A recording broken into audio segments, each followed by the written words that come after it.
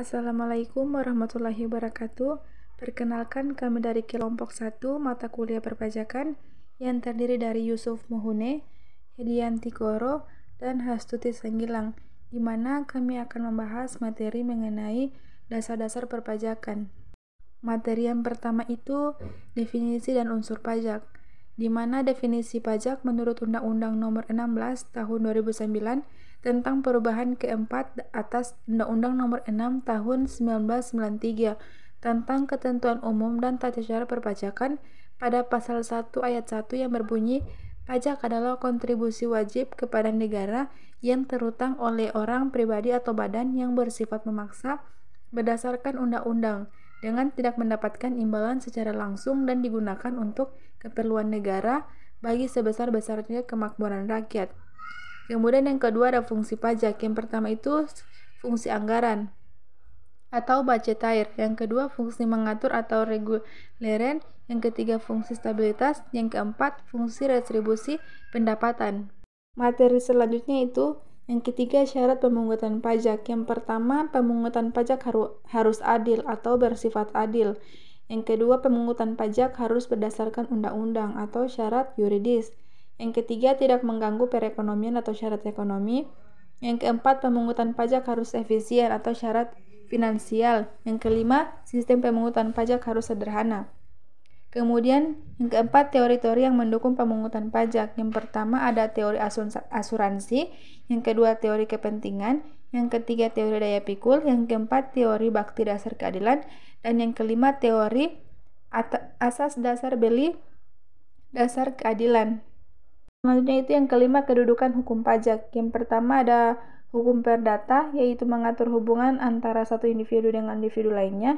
Yang kedua hukum publik, yaitu mengatur hubungan antar pemerintah dengan rakyatnya. Yang keenam, hukum pajak material dan hukum pajak formal, di mana hukum pajak material itu memuat norma-norma yang menerangkan antara lain keadaan, perbuatan, peristiwa, hukum yang dikenai pajak atau objek pajak. Kemudian siapa yang dikenakan pajak atau subjek pajak, berapa besar pajak yang dikenakan atau tarif pajak, segala sesuatu tentang timbul dan hapusnya utang pajak, dan hubungan hukum antar pemerintah dan wajib pajak. Yang kedua, hukum pajak formal, di mana hukum pajak ini memuat bentuk atau tata cara untuk mewujudkan hukum material menjadi kenyataan atau cara melaksanakan hukum pajak material. Itu materi dari saya, selanjutnya akan dilanjutkan oleh pemateri berikutnya. Pengelompokan pajak. 1. Menurut golongannya. A. Pajak langsung. B. Pajak tidak langsung. 2. Menurut sifatnya. A. Pajak subjektif. B. Pajak objektif. Menurut lembaga pemunggutnya. A. Pajak pusat. B. Pajak daerah. 8. Tata cara pemungutan pajak. 1. Stesel pajak. A. Stesel nyata. B. Stesel anggapan. C. Stesel campuran.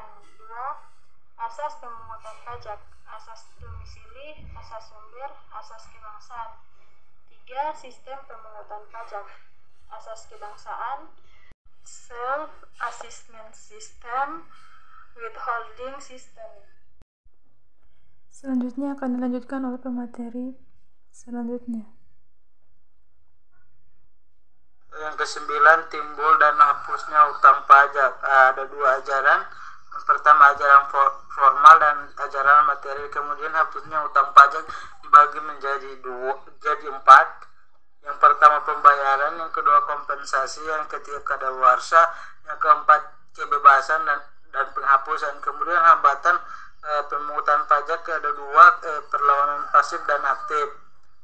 Perlawanan pasif dan yang kedua perlawanan aktif. Kemudian tarif pajak dibagi menjadi 4. Yang pertama tarif sebanding, yang kedua tarif tetap, yang ketiga tarif progresif, dan yang keempat tarif degresif.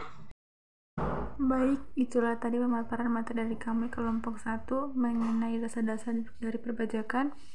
Kurang dan lebihnya kami mohon maaf. Wassalamualaikum warahmatullahi wabarakatuh.